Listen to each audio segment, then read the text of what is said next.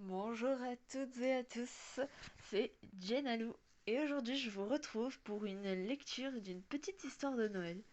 Je ne sais pas si je l'avais déjà dit en vidéo, mais je suis une grande fan de l'univers Harry Potter, donc oui, je suis une Potterhead.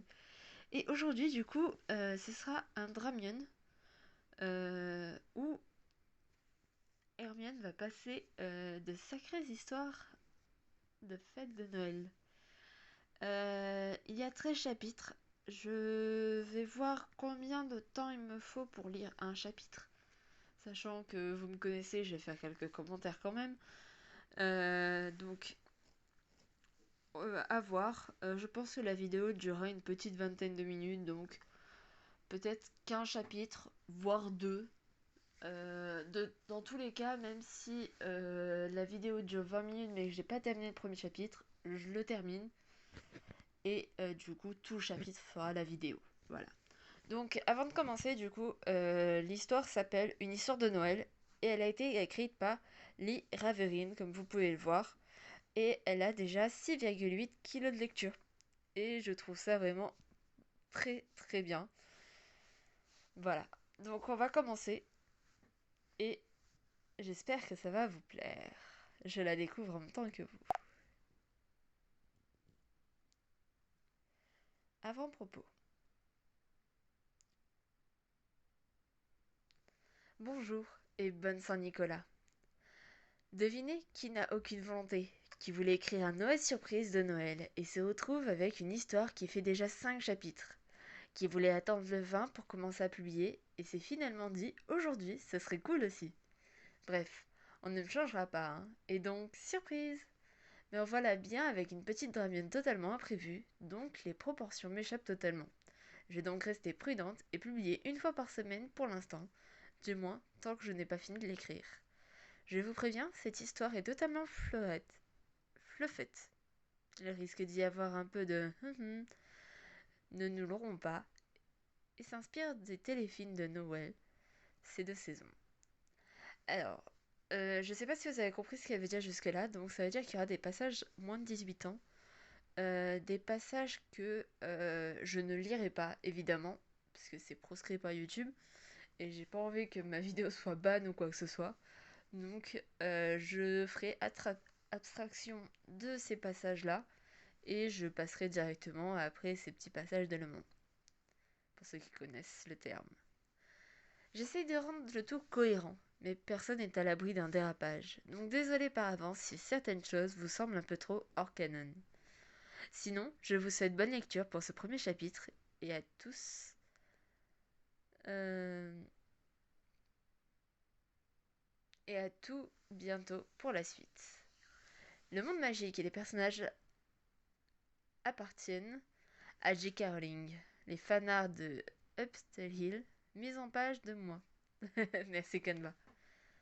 Et elle remercie certaines personnes pour les relectures. Donc, j'ai préféré quand même lire ce petit passage parce que du coup, elle explique plein de petites choses. Euh, donc, dont certains passages que j'expliquais que je ne lirai pas. Euh, Chapitre 1. Hermione. 20 décembre 2022. Hermione roulait lentement le long de la rue principale du village où vivaient ses parents, les yeux légèrement plissés pour tenter de percer l'épais voile neigeux qui lui brouillait la vue. Si elle avait su que le temps se dégraderait autant, elle aurait peut-être transplané au lieu de prendre le volant. Elle adorait conduire en temps normal, surtout sur les routes de la campagne de son enfance. Mais ce manque de visibilité l'angoissait quelque peu. Heureusement, seul un dernier virage la séparait de la maison de ses parents et Hermione se gara dans leur allée en soupirant d'aise.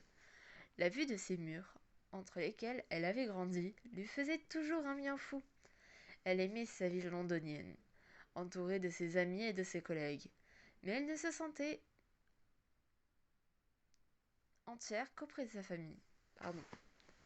Chaque jour, Hermione prenait le temps de se rappeler à quel point elle avait de la chance d'avoir encore ses parents dans sa vie. Il s'en était fallu de peu pour qu'elle les perde à jamais, et elle n'en avait même pas eu conscience. Le sort qu'elle avait lancé pour tenter de les protéger, avant de partir en quête d'Horcrux avec Harry et Ron, n'avait pas aussi bien fonctionné qu'elle avait escompté. Si leurs souvenirs avaient effectivement été modifiés dans un premier temps, la réalité avait rapidement repris ses droits. Ils s'étaient alors retrouvés désemparés, ignorant pourquoi leur fille n'était plus à leur côté, quand bien même la rentrée n'avait pas encore eu lieu. Par chance, l'ordre avait placé sa famille sous surveillance et avait pu intervenir pour les protéger avant qu'il soit trop tard.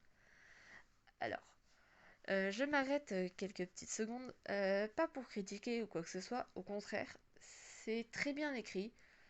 Pour l'instant, j'aime beaucoup la façon d'écrire et j'ai hâte d'en découvrir plus sur l'histoire. Continuons. Lorsqu'Hermione avait pris connaissance de son échec, quelques heures à peine après que Harry ait convaincu Voldemort, elle avait tellement craqué que seuls ses parents, qu'Hestia Jones était allée chercher, avaient pu l'apaiser. Depuis, elle s'était fait la promesse de ne plus passer une seule journée sans leur parler, raison pour laquelle elle avait emménagé dans un appartement moldu une fois ses aspics obtenus.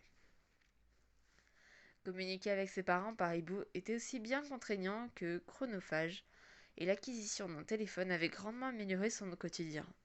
Sans parler du leur, puisqu'il ne devait plus prétendre être passionné de fauconnerie pour justifier la présence de ces oiseaux dans leur maison. Tu m'étonnes. J'aime beaucoup, vraiment. Une fois le moteur coupé, Hermione ajusta la capuche de son manteau sur sa tête, puis sortit de son véhicule. Elle affronta les bourrasques et la neige, le temps de récupérer sa valise dans le coffre, puis sourit en constatant que sa mère avait déjà ouvert la porte d'entrée pour l'accueillir. Elle s'y réfugia aussi rapidement que le sol glissant le lui permit, puis enlaça sa mère, à peine le seuil franchi, laissant sa valise retomber lourdement sur le sol. Bonsoir maman, la salua-t-elle, après l'avoir tendrement embrassée sur la joue. Bonsoir mon petit lapin, répondit. Ah, j'en reprends parce que j'avais envie de faire des voix pour les personnages et j'avais pas vu que c'était son papa. Bonsoir mon petit lapin, répondit Jean, en l'aidant à retirer sa veste. Tu as fait bonne route? Hermione tiqua légèrement à l'entendre ce surnom. Elle n'avait jamais trop aimé, tant cet animal avait été utilisé pour se moquer d'elle avant qu'elle ne laisse Madame Pomfresh rectifier la longueur de ses dents. Néanmoins, elle savait que sa mère n'avait aucune mauvaise intention. Alors, j'ai un petit problème là, excusez-moi les gars. On est d'accord que c'est Jean Granger qui a répondu, donc son père. Pourquoi? Là, elle dit que c'est sa mère. Il y a un petit problème là-dessus, mais on va pas y faire attention. Elle savait que son père n'avait aucune mauvaise intention en l'appelant ainsi, et décida tout simplement d'ignorer ce petit pincement qu'elle ressentait au creux de son estomac. Je suis contente d'être réveillée. Je ne voyais vraiment pas grand-chose avec toute cette neige. Tu restes toute la semaine, hein? Un peu plus de 2 semaines, précisa Hermione, en souriant face à l'air ravi qui gagna les traits de son père. Oh, on va dire sa mère parce que ça m'embête, ça m'énerve. Bah là, c'est sa mère du coup. Je ne repars que le 5 janvier. Mais c'est merveilleux. Ah, punaise, bah c'est sa mère du coup. Excusez-moi, j'arrive pas. Enfin, il va pas y avoir de coupure, ni d'ellipse, mais je vais essayer de faire plus attention pour la suite. Alors, mais c'est merveilleux. Ton père sera fou de joie de l'apprendre. Henry Granger? Il y a un problème avec les prénoms. Et je crois qu'il y a un problème avec les prénoms. Dites-le moi dans les commentaires si je me trompe. Mais il me semble que la mère et le père de Hermione ne s'appellent pas du tout comme ça. Bref. D'apprendre quoi? Intervient Henry Granger, les cheveux encore humides de la douche qu'il venait visiblement de prendre. Hermione sera avec nous pour Noël et le Nouvel An, lui expliqua son épouse. Tu ne pouvais pas nous faire le plus beau cadeau, s'enthousiasma son père en la serrant contre son cœur. Même si elle leur téléphonait toujours, tous les jours, Hermione n'arrivait pas à libérer suffisamment de temps pour les voir plus d'un week-end, tous les 2-3 mois. À son plus grand regret, depuis l'obtention de ses aspics, elle avait rejoint le département de contrôle et de régulation des créatures magiques comme elle en avait toujours rêvé. Elle était ensevelie sous le travail. Il y avait tellement de choses à faire pour améliorer le traitement de tous ces êtres qu'elle avait parfois l'impression de ne pas avancer. Mais elle ne s'en plaignait pas pour autant. Elle savait que ce qu'elle faisait était trop important. Elle ne changerait de métier pour rien au monde. Néanmoins, elle avait accumulé un nombre assez conséquent d'heures supplémentaires, ce qui avait poussé sa supérieure à lui imposer ses 2 semaines de vacances, ce dont, objectivement, elle avait grand. Petite pause les gars, je suis encore au tout début du chapitre, et on est déjà à 10 minutes de tournage. Du coup, je pense que la vidéo durera bien plus de 20 minutes. Ce sera une grande vidéo pour une fois. J'espère que ça vous fera plaisir. Bref, continuons. Hermione laissa ensuite ses parents pour monter sa valise dans sa chambre et s'arrêta quelques instants devant le tableau en liège qui surplombait son bureau. Dessus, plusieurs photos étaient accrochées, notamment avec Harry, Ron ou Ginny, avec un sourire nostalgique étira ses lèvres lorsqu'elle remarqua à quel point ils avaient changé. Sa première lettre pour Poudlard, apportée par la professeure McGonagall, et celle qu'il avait nommée préfète, y étaient également punaisées. Elle retourna ensuite vers son lit, sur lequel elle avait déposé sa valise, puis sortit ses affaires afin qu'elle ne soit pas trop froissée. Un simple sort pourrait remédier à ce désagrément. Mais Hermione évitait toujours de se servir de sa baguette lorsqu'elle était chez ses parents. Depuis la fin de la guerre, elle faisait tout pour recouvrer sa vie d'avant lorsqu'elle était en leur compagnie. Elle ne regrettait pas une seule seconde d'avoir lutté contre l'oppression, mais elle était également consciente que ses choix avaient failli les priver de ses parents qu'elle aimait le plus au monde. Ce qui expliquait par ailleurs qu'elle préférait toujours se rendre chez eux en voiture, même si cela lui prenait un peu plus de temps qu'en transplanant, et ce, indépendamment des caprices de la météo. Une fois ses affaires rangées, Hermione quitta sa chambre pour rejoindre ses parents dans la cuisine. Après tout, si elle était ici, c'était bien pour passer du temps en leur compagnie. Qu'est-ce que tu prépares de bon s'inquiète-t-elle en s'approchant de son père pour épier sur son épaule. Une tourte aux légumes, répondit-il en lui donnant un petit coup de hanche pour qu'elle se décale. Hermione recula en souriant, ravie de constater qu'il préparait son plat préféré, puis se hissa sur l'un des tabourets qui entouraient l'îlot central. Sa mère, debout à ses côtés, était en train de préparer une vinaigrette pour la salade qui accompagnait le plat. Je peux vous aider proposa la jeune femme. Hors de question, refusa son père. Tu es en vacances, et pour une fois que nous ne t'avons rien que pour nous, nous comptons bien te dorloter. Ça ne me dérange pas, insista-t-elle. Hermione détestait avoir l'impression d'être oisive.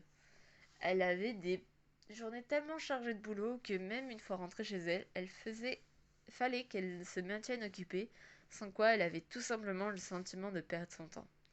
Par conséquent, ses nuits étaient relativement courtes, mais elle avait appris à faire avec le manque de sommeil. Sa mère lui proposa ensuite un verre de vin en guise d'apéritif, et Hermione hésita quelques secondes avant d'accepter.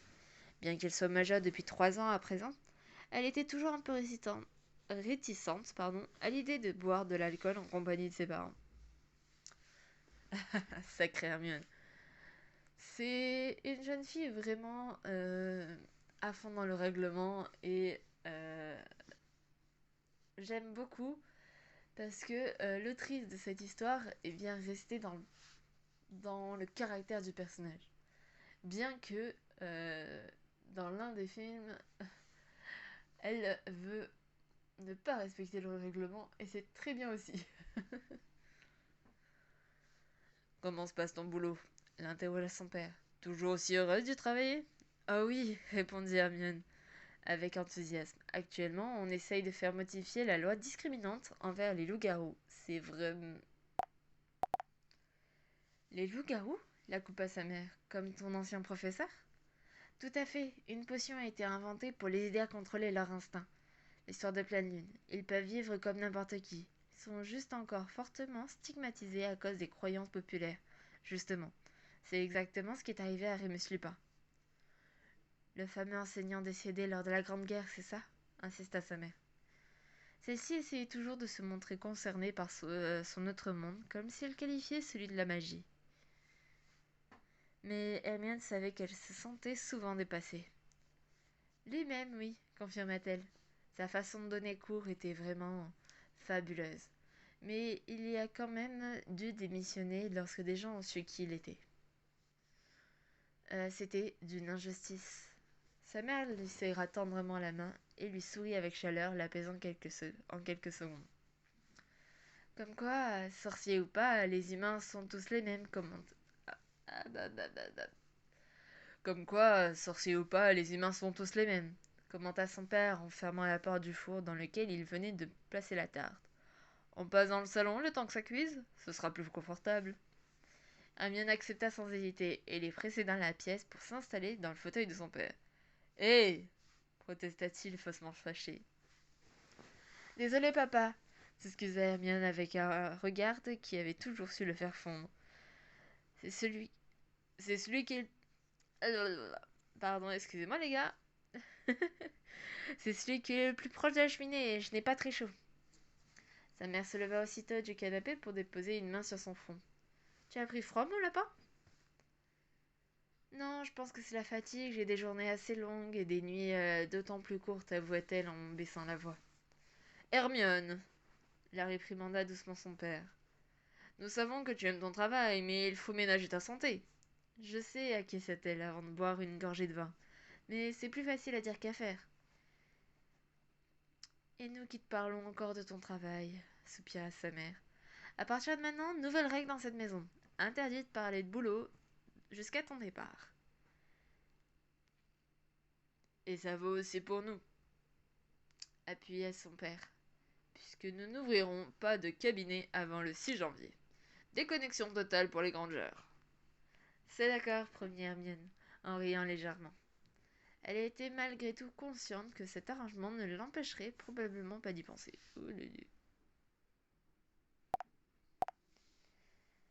Que comptes-tu faire pendant ton séjour, alors, mon poussin? S'inquiét son père. Eh bien, probablement tenter de faire diminuer ma pile à lire, répondit Hermione. Je lis beaucoup de choses pour... vous savez quoi. Mais j'avoue que cela fait une éternité que je me suis pas plongée dans un bon roman. Ah, mais c'est parfait ça, s'exclama sa mère. Tu vas en pouvoir enfin rencontrer Luc? Luc? C'est qui parle? Sûrement sa mère. Mais oui, Luc. Tu sais, le charmant libraire dont je t'ai parlé. Je pense qu'il a à peu près ton âge. Il est tout à fait charmant et vous avez tellement de choses en commun. Si ce jeune homme avait quelques années de plus, je pense que je m'inquiéterais pour mon mariage, plaisanta son père. Au choix, je préférais avoir quelques années de moins, rit sa mère. Plus sérieusement, je suis sûre que vous entendrez bien. Très bien. Maman, je t'ai déjà dit que c'était délicat pour moi de fréquenter un moldu. La tempéra Hermione. Il y a trop de choses que je devrais lui cacher et ce ne serait pas sain.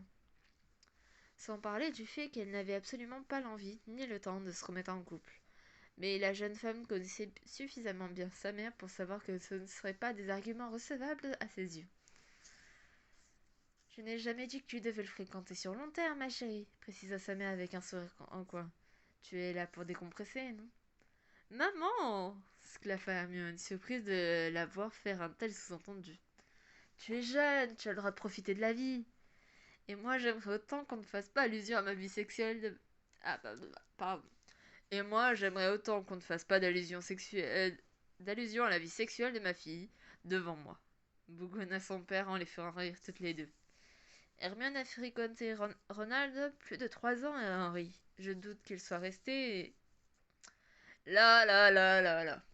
Commença-t-il à chanter, ses mains plaquées sur ses oreilles, les faisant rire de plus belle. Bref, conclut Jean. Jean, du coup. Je t'accompagnerai à la librairie demain. Je crois que de toute façon... Je dois de toute façon y récupérer une commande. Très bien, c'est Damien, sachant qu'elle serait vain de discuter avec sa mère. D'autant plus qu'elle était bien déterminée à profiter de ces 2 semaines de vacances pour lire le plus de romans possible. Elle détestait peut-être ne rien faire, mais elle avait également besoin de repos, et la lecture serait une occupation parfaite pour cela. Lorsqu'elle se réveilla le lendemain matin, Hermione eut tout d'abord une bouffée de panique en se demandant pourquoi son réveil n'avait pas retenti. Mais elle se souvient qu'elle était en vacances et que ce genre de choses était proscrit jusqu'à nouvel ordre. Elle avait passé une soirée délicieuse en compagnie de ses parents, et cela lui avait fait énormément de bien. Discuter et rire avec eux de vive voix différait totalement de leur conversation téléphonique. Il n'avait rien abordé de très sérieux, mais ces échanges lui avaient permis de renouer avec une partie d'elle-même qu'elle avait mise entre parenthèses. Hermione ignorait à quelle heure ils avaient finalement rejoint leurs chambres respectives. Elle savait juste qu'elle n'avait pas eu un sommeil aussi réparateur depuis très longtemps. Le bruit de la maison, l'odeur de ses draps et les rayons de la lune filtrant à travers les volets, mal fermés, lui avaient donné l'impression d'être dans un cocon de bien-être. Néanmoins, la lune avait laissé sa place au soleil, et Hermione attrapa sa montre déposée sur sa table de nuit afin de vérifier l'heure. Se redressa immédiatement en constatant qu'il était plus de midi, choquée. Elle n'avait pas seulement bien dormi, elle avait surtout dormi très longtemps. Elle quitta son lit aussitôt et descendit au rez-de-chaussée à la recherche de ses parents, qu'elle trouva confortablement installés dans le salon, devant le journal télévisé. Bonjour mon poussin, accueillit son père. Bien endormi? Très bien, oui, confirma Hermione quelque peu perplexe. Pourquoi vous ne m'avez pas réveillé? Pourquoi l'aurions-nous fait? L'interrogea sa mère. Tu n'avais rien prévu ce matin, non? Mhm. Ah, je crois qu'on arrive à la fin, les gars. Et oui, je n'ai pas le premium sur Wattpad. Non, bien sûr que non, mais quand même, vous avez vu l'heure. C'est que tu en avais besoin, ma chérie, la rassura sa mère. Il n'y a aucun mal à faire la grasse matinée de temps en temps. Hermione ne répondit rien, confuse. Elle ne faisait jamais la grasse matinée. Elle avait toujours quelque chose à faire. Un dossier à vérifier, un texte à relire, un rendez-vous auquel se rendre, une affaire à plaider auprès du Magen Mago. Perdre aussi une matinée à dormir lui semblait surtout simplement inconcevable. Tu veux manger quelque chose, Poussin? S'inquiéta ensuite son père. Je peux te préparer le petit déjeuner que tu aimes tant. Hermione fut tentée de refuser, ne souhaitant pas le déranger outre mesure, mais son ventre se mit à gargouiller, trahissant sa faim. Son père se leva alors de son fauteuil, en riant, et se dirigea vers la cuisine. Tu devrais avoir le temps de te doucher pendant que je te prépare tout ça, lança-t-il depuis l'autre pièce. Hermione baissa les yeux sur sa tenue et constata qu'effectivement, elle portait encore son pyjama à carreaux. Elle embrassa alors sa mère sur la joue et se précipita à l'étage pour se préparer. Lorsqu'elle redescendit quelques instants plus tard, une bonne odeur d'œuf brouillé vient chatouiller ses narines. Une fois dans la cuisine, elle constata que son père avait également fait griller quelques tranches de pain, et qu'un pot de marmelade à l'orange se trouvait déjà sur la table. S'y installa impatiemment de dévorer le petit déjeuner qui faisait remonter tant de souvenirs de son enfance. Heureuse d'avoir pris la décision de passer l'entièreté de ses vacances en compagnie de ses parents. Hermione adorait ses amis, elle considérait même Harry comme son frère, mais cette prise de recul lui faisait beaucoup de bien. Bien que sa rupture avec Ron remonte à plusieurs mois, à présent, la dynamique de leur groupe n'avait pas encore trouvé son nouvel équilibre, et cette situation lui pesait bien plus qu'elle ne voulait l'admettre. Ici, elle était loin de tous ses soucis et pouvait enfin prendre du temps pour elle, tout simplement. On part chercher ma commande après manger demanda sa mère en s'installant à ses côtés. Hermione retient un soupir, consciente qu'elle allait probablement lui reparler de ce fameux libraire. Elle se demandait quel genre de personne avait bien pu vouloir s'isoler dans un village tel que celui-ci. La plupart des jeunes de son âge, qu'elle avait côtoyés enfants avant d'intégrer Poudlard, étaient partis à leur tour pour mener leurs propres projets. La population du village était par conséquent assez vieillissante, ce qui inquiétait parfois ses parents. Elle savait malgré tout que certaines de ses connaissances étaient restées sur place, attachées à leurs racines. Mais elle ne comprenait pas comment quelqu'un pouvait volontairement venir s'installer dans un endroit aussi morne. Si elle aimait vraiment rendre visite à ses parents, elle savait également qu'elle serait incapable de revenir vivre ici. Le fait que sa mère tienne absolument à lui présenter ce type ne l'emballait pas spécialement. Mais Hermione savait également qu'elle serait incapable de résister à la tentation de découvrir une nouvelle librairie. Raison pour laquelle elle accepta, sans trop de réticence, d'accompagner sa mère un peu plus tard. Après avoir enfilé manteau, bonnet, écharpe et bottes bien chaudes, Ginny et Hermione sortirent affronter le climat hivernal. La neige était tombée toute la nuit. Excusez-moi, les gars. La neige était tombée toute la nuit, laissant un épais tapis cotonneux sur le sol. Celle-ci n'étant pas encore devenue cette espèce de boue marronasse et glissante, elles purent profiter pleinement de leur balade sans risquer de tomber. Hermione aimait tellement le crissement de la neige fraîche sous ses pas qu'elle n'hésitait pas à s'éloigner de temps en temps pour marcher sur des zones encore vierges du passage humain. Alors, pour le coup, les gars, je coupe la lecture, mais je suis comme Hermione. Là, tout de suite, J'adore la neige, c'est vraiment un truc que j'adore. Si vous voulez, je suis française et j'ai toujours vécu dans le sud. Et ça fait 5-6 ans qu'il n'a pas neigé dans le sud. Et j'ai emménagé récemment dans, je dirais pas le nord. Même si je viens du sud, pour moi, c'est pas le nord non plus. Mais j'ai emménagé dans les alentours de Dijon. Et je suis arrivée en janvier, à un jour où il neigeait. Il a pas beaucoup neigé, mais j'étais tellement heureuse. Je sais pas comment vous expliquer ça, les gars. Et là, il commence vraiment à faire frais. Alors qu'on est juste fin novembre, quoi. On est le 27. Mais là, apparemment, il va neiger dans quelques jours, voire quelques semaines. Et j'ai tellement hâte, vous imaginez pas à quel point. Bref, assez parlé de mon avis, et continuons. Si elle n'avait pas grandi dans ces rues, Hermione aurait été incapable de s'y repérer tant la neige recouvrait tout. Les murs, les arbres, les bancs, les boîtes aux lettres, les enseignes des quelques boutiques implantées le long de la rue principale. Le tout ressemblait à un décor de cartes postales, et la jeune femme réalisa pour la première fois que les lieux avaient un air de ressemblance avec Préola. Ce n'était donc pas si étonnant qu'elle ait tant aimé se promener dans le village sorcier lorsqu'elle était élève à Poudlard. Tu m'étonnes. Sa mère la mena ensuite vers la fameuse librairie qui se trouvait légèrement à l'écart, là où se tenait auparavant un magasin de vêtements de deuxième main. Celui-ci avait fermé il y a bien longtemps, et les lieux étaient restés inoccupés pendant des années. Hermione savait que certains enfants de son âge allaient autrefois jouer dans ces bâtiments délaissés. Mais elle avait toujours préféré se tenir éloignée de ce genre de bêtises. La façade, bien qu'en partie couverte de neige, lui plut immédiatement. La vitrine était sobrement éclairée, le jeu de les lumières mettait en valeur les livres qui s'y trouvaient. Quelques figurines de reines étaient disposées entre ceux-ci, rappelant à la clientèle que Noël approchait. Sans attendre, Jean poussa la porte et une petite clochette retentit pour signaler leur présence. Hermione remarqua aussitôt l'homme qui se tenait de dos derrière le comptoir en acajou. Sans pouvoir se l'expliquer, elle sentit son ventre se contracter à cette vue, soudainement nerveuse. Ah, Luc s'exclama sa mère d'une voix un peu trop aiguë. Je suis contente de vous voir. Son interlocuteur se tourna à ces mots et le sourire qu'il affichait se fana aussitôt lorsque son regard se posa sur elle. Hermione, de son côté, eut l'impression de recevoir un stupéfixe en plein cœur. Oh oh! Ses cheveux blancs faussement décoiffés, ce corps élancé vêtu de noir et ses yeux gris perçants. Elle ne les connaissait que trop bien. Et la personne à qui ils appartenaient ne s'appelait absolument pas Luc. Ah ah ah. Alors, voilà, le chapitre est terminé. J'ai beaucoup aimé. Je vous laisse me donner votre avis en commentaire. Si ça vous plaît, ben, je lirai les 13 chapitres en vidéo. Et en même temps, ça pourrait faire une petite pub à son autrice. Je reviens dans une... Donc je disais, son autrice qui s'appelle Lee Raverin.